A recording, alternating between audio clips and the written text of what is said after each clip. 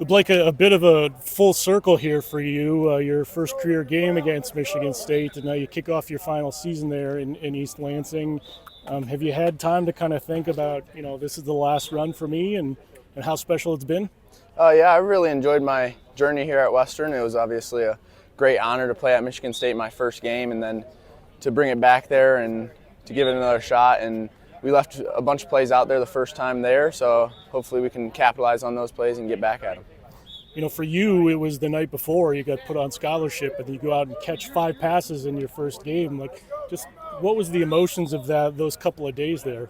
Yeah, that was a big wave of emotions. Obviously, a lot of enjoyment and looking back at all the hard work that I put in and all the sacrifices that my family put for me to be here at Western and walk on, and all the sacrifices of them allowing me to play football, and even just growing up and then seeing that come to fruition and get a scholarship and then be a starter at Michigan State. That's a big change from being a walk-on scout team guy my first year. The tight end room had some changeover, and you got some new guys, especially transfers. How's the acclimation been for that group? The tight end group is as tight as it's come, and it's always been a tight group, but I think we've all grown to know that we're all going to see the field, and obviously the competition is beneficial for all of us, but it allows us to work hard and then grow together and learn together, and I think that's also how the team is growing, and we're becoming closer as a group and less cliques and more together as a team. So I think that's really important for us. Talk about a guy that's been growing in that position. Marion's been there. This is his second year as a tight end, and you've got to be next to him the whole time. How have you seen him grow throughout that position? Yeah, he's definitely grown a lot. Obviously, going from QB to receiver to now tight end, he's seen it all, and that knowledge really benefits him to know the plays, and he understands what the QB looks for, and I think he really can tell the tight ends on how that benefits him, and then he's going to grow from all the other experience that we have in the tight end room this year, and he's really going to benefit us in the offense and just as a tight end group together this year. One of the tight ends transferred from Marshall, Kid Connolly, but was also at Central Michigan beforehand. Have you talked to him about that? Is that kind of weird knowing that, you guys at one point were rivals? Yeah, we've put it behind us, and he said he has no more CMU blood in him, so now he just bleeds brown and gold instead of that nasty maroon. Thanks, Blake. Yep. Tate, big week for you, obviously going back to your first alma mater at Michigan State. Coach has said he's talked to you about, managing your emotions, and just, how has that been so far? It's been good. Yeah, you just got to focus on me, focus on the team. There's nothing bigger than the team. So, it's special. Go back to my alma mater. My whole family is, my sister's there, but I got to focus on me. Got to focus on the brown and gold. So. Yeah, for you growing up, I just wanted to get the background of, obviously your dad played there, and your whole family's played there. So what was it like just kind of growing up in a household that, went to Michigan State? Yeah, we bled green. That's first thing I remember is going to Spartan Stadium as a young kid. My dad taking us. I've been going my whole life. I remember Le'Veon Bell hurling the dude in Boise State, Oregon game that was crazy in 2015 or 2013, I think it was. It's just been crazy. My whole life, that's all I know. Basketball games, literally any game, my whole life. So my whole family went there. I went there for 4 years. Then my sister's there now, so still go to basketball games and watch her. But love the Spartans, but I'm a Bronco now. So. What kind of impact has your dad had? I heard you talk at Mac Media Day about how he's your biggest role model. I just wanted to get more of just what he's meant to you and just your journey as a football player. Oh, it means the world to me. I'm my dad's kid. Mentally, my mom's body type, the Schick family, but the Hallock family, I'm my dad's kid. So just been everything. And he's been there, done that, literally all levels. So he's just been teaching me his ways, and I couldn't ask for a better role model person than my dad. I love him to death. Yeah, absolutely. What was your experience like just playing at Michigan State?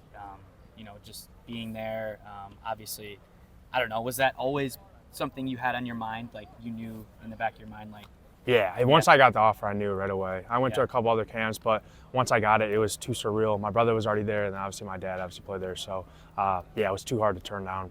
So I knew it from the start. Ever since I was a kid, I dreamed of playing at Michigan State. I wasn't even dreaming of the NFL. I was really just playing at Michigan State, just like my dad. And then my brother was obviously there. So I knew it right away, and I don't regret a thing. I would spend those 4 years again and again and again. It was some of my best times. Any like big memories that stand out for you there? No, just really just hanging out with the guys, to be honest with you. Like Trey Mosley, my roommate for four years, he's like my brother. He'll be the silent reporter for the game, so it'll be crazy seeing him. And then just stuff like that. It's just nuts. There's so many people you meet, and then just hanging out with my brother in his class. I went there because I had so many people I already knew. So it was awesome. Just hanging out. We stayed at a place called 939 Bertram for a summer, so it's a lot of good memories there. Yeah, I bet, man. I mean, I can't even imagine, like, you know, I know Bob's just said, like, your emotions and stuff, but, like, when Friday night happens and you're in that tunnel and you hear all those boos and, like, can you describe, like, what that is going to... It's going to be crazy, not going right. I'm going to go left. It's going to be nuts, you know, hearing those boos and it's not going out to the Thunderstruck and all that stuff. So, yeah, it's going to be nuts, but I don't want to be anywhere else. I love Bronco Nation. I love Western Michigan, so I want to be on that left side now, so I can't wait till Friday. Yeah. How many tickets you got?